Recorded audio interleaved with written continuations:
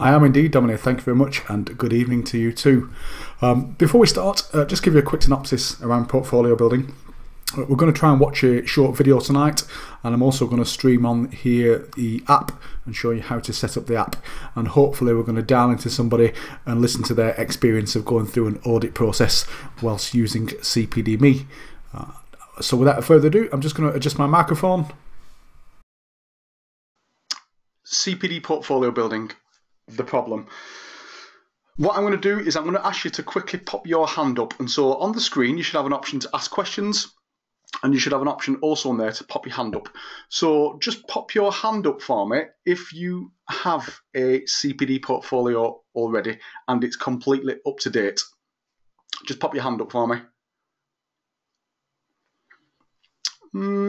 Probably about 20% of people there popping their hand up. Yeah, probably we've got about 500 people on, and we've probably got about 20% there who said they have. So I'll tell you the history to how CPD-Me started.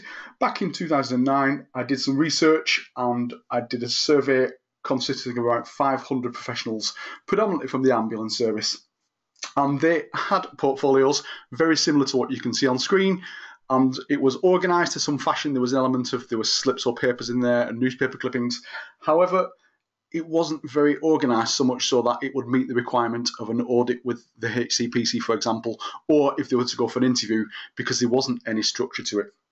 And so from the 5,000 people I audited, less than 3%, that was about 150 people, were actually ready for an audit and had some organised manner to their portfolio, some organised fashion, so that they could present it if they needed to. If your portfolio does look like that, it is not your fault. It literally is. We're so busy at work within health and social care setting that we've very, very limited time to sit aside and put it into an organised fashion.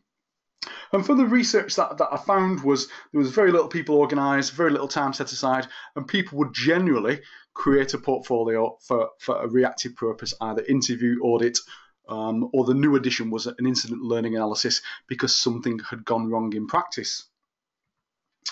And so what my research suggested, very short in conclusion, was that if we had a very simple system so that people could make regular updates, for example, take less than 2 or 3 minutes to make an update to their portfolio, and then if it came to interview audit, they could pull that together really quickly, it would benefit. And that was the suggestive title of the research after it was written up and the data was gathered.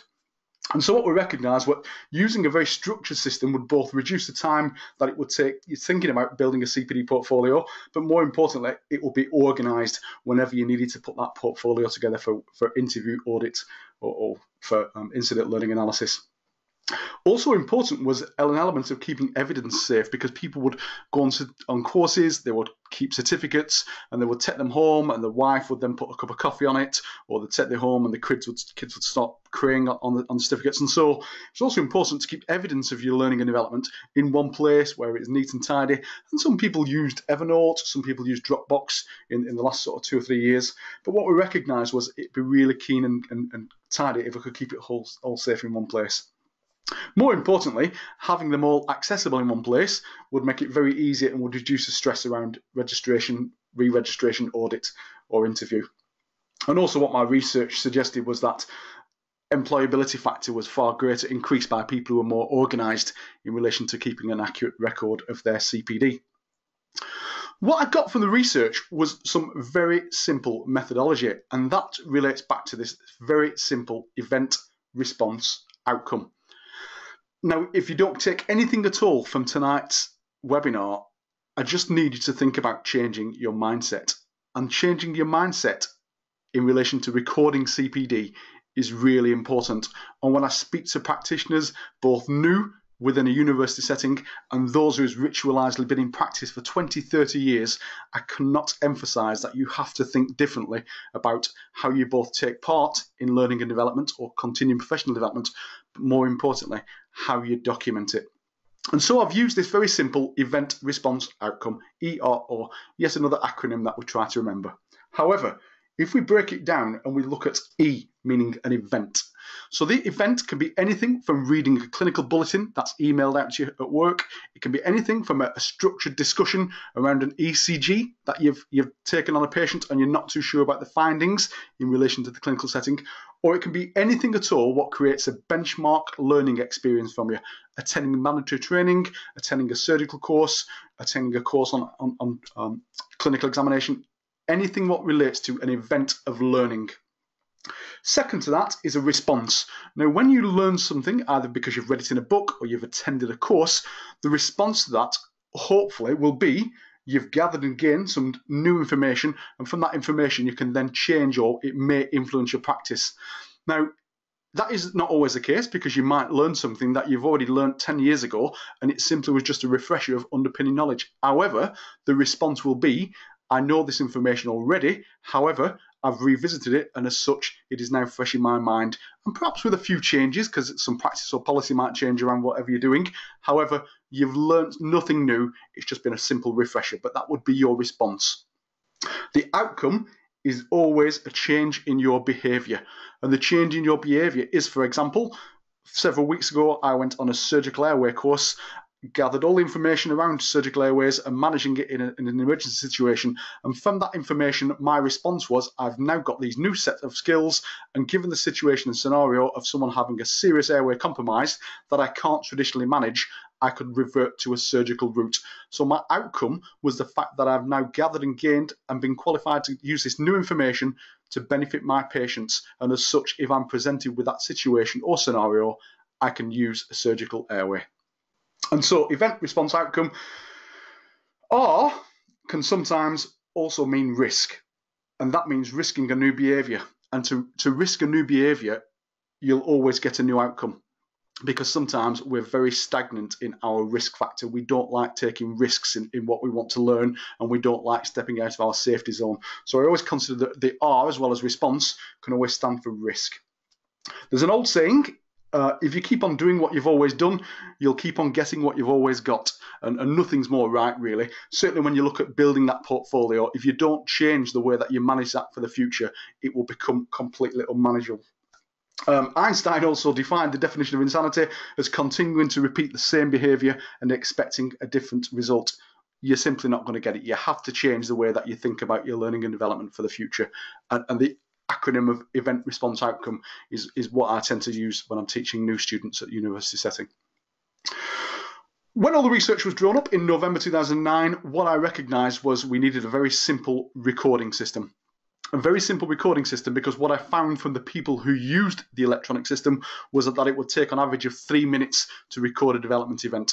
And that will normally, anything what's going to influence the change of practice, so reading a bulletin, having a discussion, it takes roughly around 3 minutes when you record that electronically. And the advantage to recording that electronically is you can update it along with your practice. So for example, I specifically have a piece of reflection that is probably about 10 years old now, and every time I do an investigation or I'm faced across the same element with somebody else who's made the same mistakes as I did 10 years ago, I tend to go into that piece of reflection and I bring it up to date, and I generalise, expand on the discussion to how that's influenced or changed my practice for the future. What I can say is, since 2009, we've been running CPD-Me to where we are today, and we constantly analyse the information and also the time it takes to make an entry, and it is still around 3 minutes to record a CPD entry. That's usually less time than it takes to brush your teeth in the bathroom.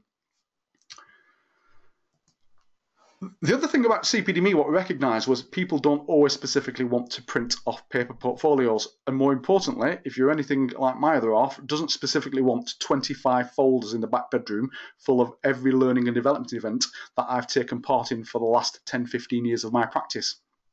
And so the ability to keep it online is the ability to have an electronic PDF. And CPD-Me is very unique to any other portfolio builder out there, because we allow you to have a digital list of supporting evidence. Now, I'll demonstrate this shortly when I build my portfolio for you as a live demo. But as you can see on the right-hand side there, there's a list of professional development supporting evidence and some blue hyperlinks to the right-hand side. And so the advantage of a digital PDF is if I email this to you or I email it to my governing body or to my employer as an appraisal, they literally will just need to click on those links, and that will highlight the piece of evidence that I've used to substantiate my learning and development with. So I'm not, more importantly, having to send my original certificates, because if anybody's like me and they've been to university and they want a replacement certificate, the last certificate I got from university cost me £50 to replace it. And so what I'd strongly suggest is you turn it into a digital copy, store it somewhere safe, and then you don't have to physically send your original copy anywhere. People normally ask me at this stage, will the HCPC accept my portfolio by email? And they will. I'm just about to dial into a lady who was audited very recently, and she used CPD-Me and the process and the portfolio to send it off electronically. And so please bear with me, because I have never dialed into anybody making a phone call before. And so I'm just going to try and get her on the phone for you, and we'll see if we can bring her on board.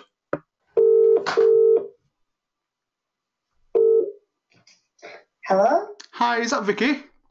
Yes, it is. Hi, Andrew. Hi, Vicky. It's Andrew from CPD-Me. How are you?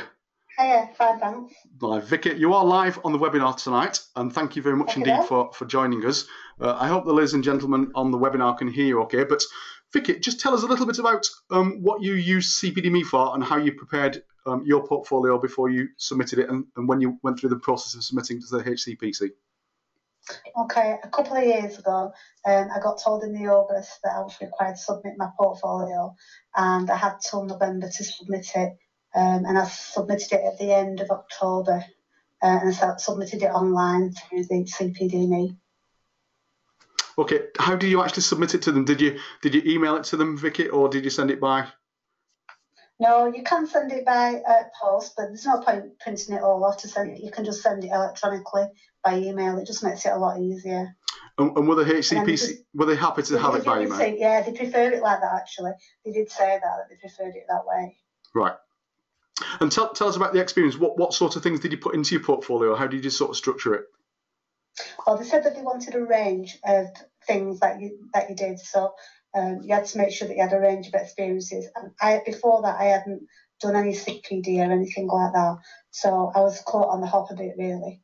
Right. But obviously, I got membership for the CPD-Me, and I was able to. I drew upon I had all the stuff. It was just a case of collating it and putting it in some semblance of order, really. So I put things like supervisions, peer reflections in. I put all my CVs in it that I've done. I've done, like, you know, when I've been for a job interview, I put those kind of things in. If I've done a specific piece of work for work, then I did that and made that into a reflective practice. I think it's just about being creative, really. And where there was gaps of, say, more than, I think they want you to make sure that you put something in at least every 90 days. Yeah, if that's changed I think it is still 3 months, yeah. Was that then? So I think where I hadn't been on a training course or done something, now I was then creative. So I knew that I would have had a supervision, or I was a supervisor then, so I would have supervised somebody. So I made that into a reflective piece of work and put that in as well, because it's anonymous, so nobody'd know any different. I see. And I think that's a key point you've made there, that if anything is in there in relation to any patients or any service users, that there's no identifiable information. I think that's around Caldecott guidelines. Yeah, absolutely. Did you actually attach any evidence to your diary entries, Vicky, so that they appeared as digital links? I put loads of stuff in it, yeah, and I still kept all those now. You know, I did that. That was really easy as well. And you can put any certificates of training. You can take a picture of those and scan those in. I got very adept now at using the application as well, you know, if you're on your mobile phone, to do that. So now I've submitted it. Any training that you go on now, you can do it actually there and then while you're on. There's always going to be 10 and 15 minutes in your training course where you can do it while you're even sat there, so that everything's really up to date. Wonderful. Vicky, I think you've probably sold it for you should come and work for us. You sound like a saleswoman. Oh, I think it's great. Well, when I was doing mine, there was a few other people in my office, because there's about 150 people, and there was a couple of people from the other disciplines that were also chosen. And then they came over and they couldn't believe how quickly I put it together, because also as well, you draw upon your competencies that you've made, and then it brings it all together. So it puts it all into a really good format. So if you did want to print it off, it's just ready reference of the CV to show to any prospective employers as well. Vicky, I couldn't have paid you any more money to do that. Thanks very much indeed for your time tonight, Vicky. Thank you. You're very welcome. Lovely. Thanks very much, and speak to you soon. Bye-bye now. Bye-bye. Vicky was organised to the element that she had lots and lots of documentation, but what she didn't have was a structure around the CPD. And that's pretty much what I identified from the research back in 2009, that people would have an element of being structured or an element of having lots of documentation, but what they wouldn't have was a structure to represent it if they were called for audit or for interview. Okay, so what we did is we created a simple website and a mobile app, and we allowed a simple dashboard. And the reason we kept it simple is the majority of people who used our research project were roughly around the age of 45 to 65. So people who were well established in professions, but also people who were also at the edge of retirement, who didn't want to be stressed and under the worry of having an electronic system to manage all the portfolio. And also, it wanted to be simple, something simple and easy to use, somewhere where they could capture all their diary entries, somewhere where they could capture all their reflective entries, and then a click of a button and they could print off a complete portfolio when they wanted to. And so what I'm going to do at this point is, and I'm going to show you how I can create a simple diary entry using the website. And so let's just have a quick show of hands. Is anybody on here members tonight? Just quickly pop your hands up for me so I can see roughly how many members versus non-members we have. So you've got a little option to pop your hand up. Okay, so we've got about 40% members, and that's good. What I will say to you is membership doesn't mean that you're actively using us, and so hopefully at the end of this webinar you will change your practice. So creating a simple CPD diary event. Now if I flick onto the website for you, hopefully that should see now on the screen. So I'm going to talk about a course that I recently went on with Trauma Care, which was an in-hospital 2-day course. So we have 3 simple options here on the website: add to diary, add to reflection, and personal profile. So this very simple element we are going to add to a diary entry. So a diary entry is virtually anything at all that you have created or took part in that creates a learning benchmark, reading a bulletin, mandatory training, having a discussion with colleagues, or anything at all what might influence or change your practice. So if you are registered with another governing body, you can select that underneath. And the reason we have multiple governing bodies is because we have some dual registered professionals. So some people are registered with the HCPC, but they're also Nursing Midwifery Council as well. These boxes are really simple. And even though it is quite linear, the reason for that is because literally one of the feedback I got from the research was I don't know how to structure a portfolio. And so because I don't know how to structure it, I simply won't start building one. And that was the synopsis really that I got from it. So this simple one is the activity was arranged, and that can be yourself in your own time or as part of your job role. And all that will do is will help build an infographic of how you are managing your learning and development. The next stage is the category this CPD activity relates to. And there's a massive drop-down list there. And so I'm going to put this as a narrated PowerPoint, but there's a lot in that list. In future updates in the next 6 weeks, you're going to be able to add to that list yourself of any specific category. But more importantly, if you are HCPC registered, as you'll see a little bit down the screen, standard 2 is to demonstrate that your CPD is a mixture of learning activities relevant to future or current practice. What the HCPC don't want you to do is attend a course, attend a course, attend a course, attend a course, attend a course, and end up with 5 certificates. They want some diversity in the fact that you've had some self-directed learning, or indeed some of these other categories that's in there. And so if you're really struggling, just literally pop in there and have a look at what some of the ideas are. The title is as is, and so it's nothing more than a title. And you're going to have to excuse my super slow typing.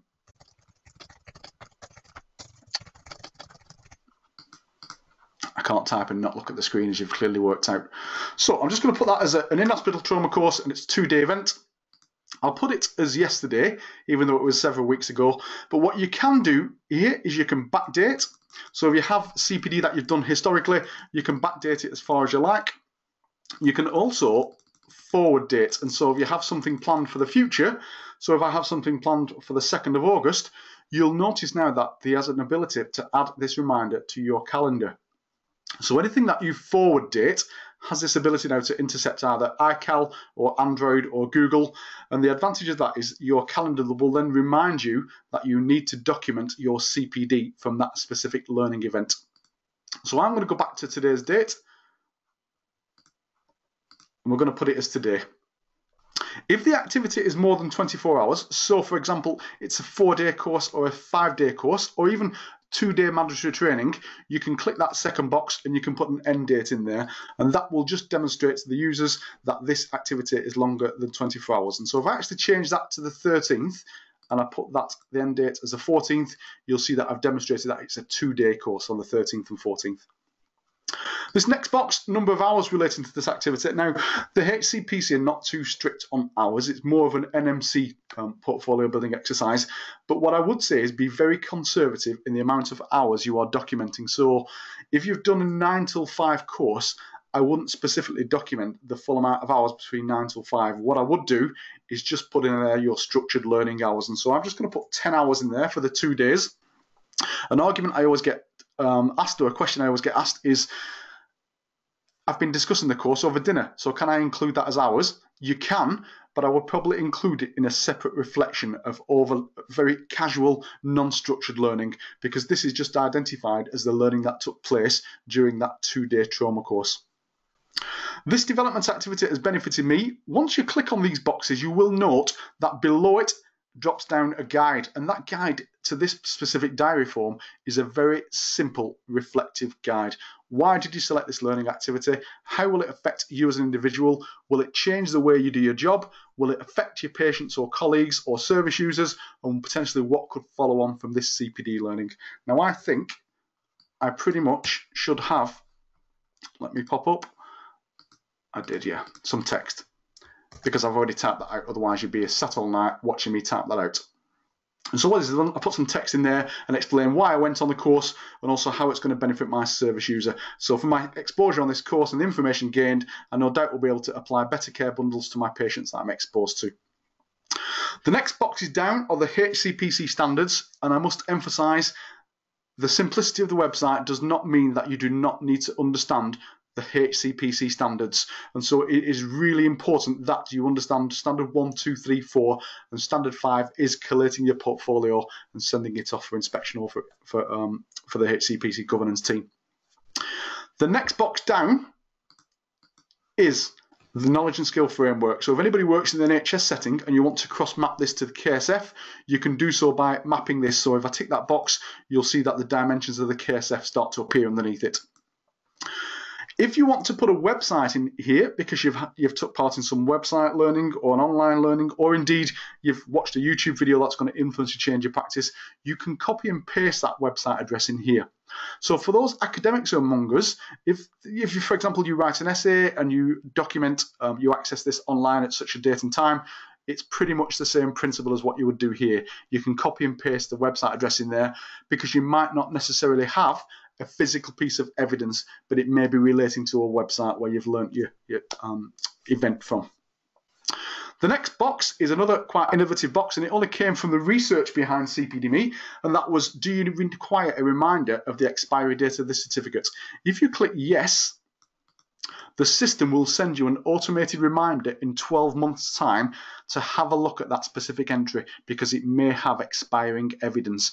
And that's applicable. So, for example, if you have a first aid course or you have an airway course that needs to be renewed in a set period of time, the system will casually tap you on the shoulder and say, hey, Andrew, you need to just have a look at this specific entry because I think it may have a certificate or evidence that might need reviewing.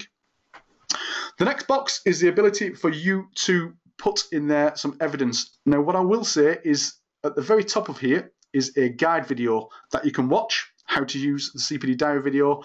And at the bottom of the form is learning activities and supporting evidence.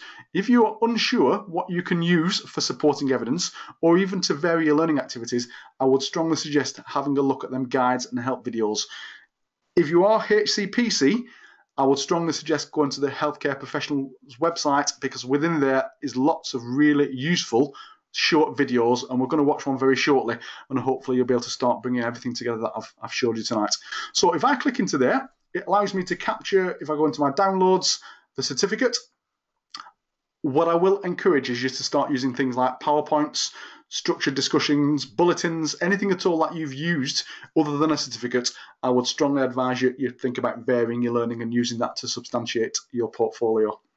And I'll show you a reason why when we go further on. You can add more evidence if you want to. You can actually add up to 10 pieces of supporting evidence per diary entry. Once you've done that, you can scroll to the top, make sure that everything's fine and you're happy with everything. And once you've done that, you can click on to submit and you will get the diary entry has been submitted securely in your portfolio. What you will also now get very quickly is an email confirmation. And that email confirmation will tell you that your portfolio has been received, but more importantly, it's been stored safely. And from that email, you can also edit it, preview it, or delete it if you're required to do so without having to log into the website, which makes it really easy for you. So if we jump into the next section, so the next section of the presentation is creating a reflective entry. Now, if you remember what Vicky said, she submitted a couple of pieces of reflection within her portfolio. And what I can tell you from my experience around supporting people to build an accurate record of their learning and development is the HCPC really do like elements of reflection. And I would strongly suggest if you are audited, you contain nothing less than 2 or 3 pieces of structured reflection within there. Now, I will show you in a second some of the reflective practice and how easy it is to use the website. If people are academics out there and you have done reflections historically within your university or setting, or done an essay, or indeed an incident learning analysis because something's gone wrong at work, then use that reflection and submit it through CPD-Me, because I have no doubt, as I said, somewhere in your career you'll be able to bring that back up to date when the incident occurs again, or whether you're supporting somebody else where that incident occurs again. And so if I jump onto the website and show you about reflective practice, again, very simple, second option at the top, click on to add to reflection. Now, I'm not going to fill all these boxes out for you, but what I will say is there's a very simple guide video at the top, how to use reflective diary. Simple again, reflective title, the date of the incident being reflected on. So again, you can backdate this and so you can go back as far as you like. And then you have 3 models within CPD-Me at current. We are looking at another 2 models at the moment, but they're not quite ready yet. We're just trying to seek permission from the authors. But we have Gibbs model, and if you note again, when I hover over or click into the boxes, you will see that underneath description of events, it tells you what you need to include within that structured reflection. Again, for those people familiar with Johns, if you click in the boxes again underneath them, it will tell you how you can put the information there to meet that requirement of the reflective title or the influencing factors title. For those ambulance clinicians among us, whether you're a paramedic, a technician, EMT1, consultant paramedic, we have a CRASHED model. Now, CRASHED was specifically written for pre-hospital practitioners, so anybody who works from a first responder right the way up to consultant paramedic, and this talks about communication, the response, i.e. upon receiving the call, your actions on was the environment, or did it impact the patient positively and negatively? Any subsequent actions when you got to hospital, what was the receiving hospital adequately prepared? An evaluation and ethics, and then a discussion. So pretty much if you think about anything what's gone right or wrong at work, you can break it down into the CRASH model and you can document that effectively and then accurately keep a record of your reflective practice. And so we all reflect. Generally, when we weren't as busy as we are today in the modern day ambulance service, we'd sit on an ambulance station and we'd pass ECGs around or we'd discuss changes in practice. And that is a reflection in its own. It is just a matter of changing your practice from that event to the response, and then the outcome being you must document it at the end of your changing practice. So if I jump back onto the presentation, managing your personal profile. So we've done the diary, we've done the reflection, and now it's about collating and bringing everything together, which is the 3rd stage of portfolio building, which is your personal profile. So I jump back onto the website and I'll show you the personal profile, which again is at the top. Once you click onto your personal profile, this is pretty much where you're able to access all your diary entries, and you do that via access your personal CPD dashboard. You can create a matching front page, so if you're going to print it off because you're going for an interview or audit, or there's also lots of help videos in there. So if I click on to access my personal CPD dashboard, This is where you access all your entries. It's where you can edit all your entries. So if I click onto my diary entry, at the very top of there, you should see the entry that we've made this evening, so the in-hospital trauma course. Now, you can do two things from there. You can view the evidence certificate. So if I click on the little arrow at the side, I can delete that if I want to replace it, or if I just click on it, you can actually see that that's downloaded, and you should now be able to see on screen that that's my copy of the certificate. If you want to preview the PDF copy, so what it would look like in printed format, you can click that and you can see that it's formatted it all in a nice simple page. Now what I would do is, if I was going to print off a portfolio, and this is really good practice, I would download the evidence, or I would use my original certificate. Now you've got to be visual for a little minute. If you think about a A4 folder, if you put your certificate on the right hand side of that folder, and then you put your diary entry on the left hand side, imagine if you went to an interview or an audit or an incident learning analysis, whoever was reading that CPD portfolio could read your diary entry, so they'd understand the reason you took part in that learning. But more importantly, at the right hand side would be your substantiating evidence. And so left hand side, diary entry, right hand side, substantiating evidence. And as you would go through, it would almost be like a storybook of your learning and development. So to preview it, you click on the preview. To edit it, you click on the edit, and that will pop up in another window, and then you can make some amendments. You can change that to however you seem necessary. Click back onto the diary entry, and I'll show you how to delete it. Now, if you delete an entry, it will pop up and say that this is irreversible. We will actually store the information for 7 days after you have confirmed deletion. After that, you will not be able to recover that entry. So if you've uploaded a long piece of reflection, or you've uploaded a long piece of evidence, after 7 days, if you haven't contacted us, it will be deleted. And that is based upon some research we did around people making accidental deletions. As you do, sometimes people sit down at night, they've had a long shift, they'll have a glass of wine, they'll sit and they'll start editing the portfolio, and before they've done it, they've deleted 2 really primary entries. And so if you contact us very quickly, we will be able to recover them for you. But if I click on delete, you will see that that will now completely delete that entry, and it will disappear from my standards. These 5 boxes also give you a little bit of synopsis, but I'm not going to go into them too much because they are going to change shortly, because I have a new system about to launch. And so that is my dashboard, and that is where I manage all my learning and development.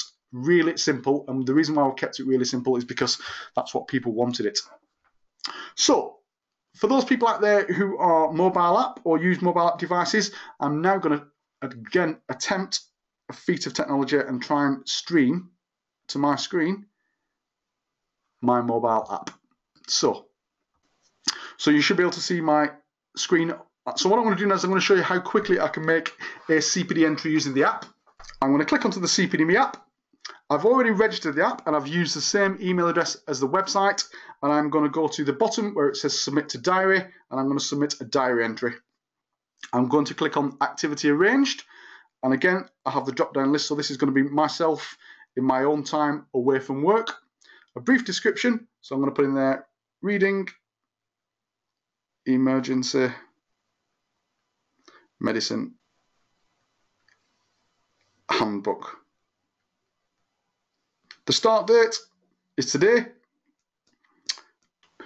Next, so my HCPC standards, and again reiterating, don't just tick them because it's easy to tick them. You must understand the standards. Click onto next.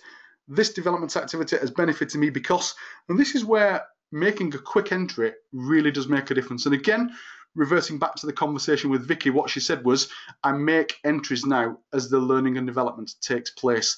And that is an absolute important change in your practice, because if you download the app, you're no longer waiting 4 or 5 days after the event to make a record of your learning and development. You can make it virtually the same time as you're learning.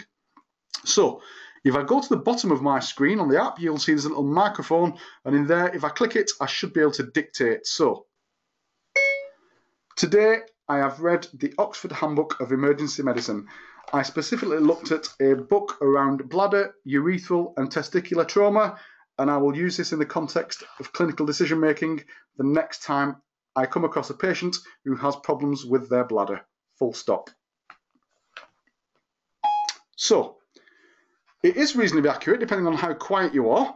you can go in and you can change. So blabber, I can change that back to bladder. Sometimes I do blabber. Click on to next. This category this activity relates to, so this is going to be reading. So I can click down to reading or reviewing. On my evidence, I can, if I like, capture it. So if I put on my camera, you'll be able to see that I would find the relevant page within this book and I would capture that and I would use that as supporting evidence. So use photo. And then what I can do is if there's a website involved, I can input that and I can quickly submit. Now, once I've submitted it, again, you get the little pop-up on your screen. And then within your previous submission menu, you should be able to see at the very top will be Reading Emergency Medicine Handbook. And if I click onto that, you will see that it very quickly has put it into the format for me. And if I close down the app and I go back onto the website and I refresh this page, you will see at the top of my diary entries now should appear the reading book with emergency medicine. Let's talk a little bit about the video library. The video library is important because there's lots of things in there that is going to support you. Lots of things like how to document attending a conference, how to document in-service training, how to document and reflect upon your learning experience. And there's also lots of videos in there about how to vary the amount of evidence or very different types of evidence that you can use to support yourself. And so I would strongly advise that you have a quick look at those because it really will help you. And we've tried to keep the videos down to around 1 minute to make it so that's easy to access. Getting stuck.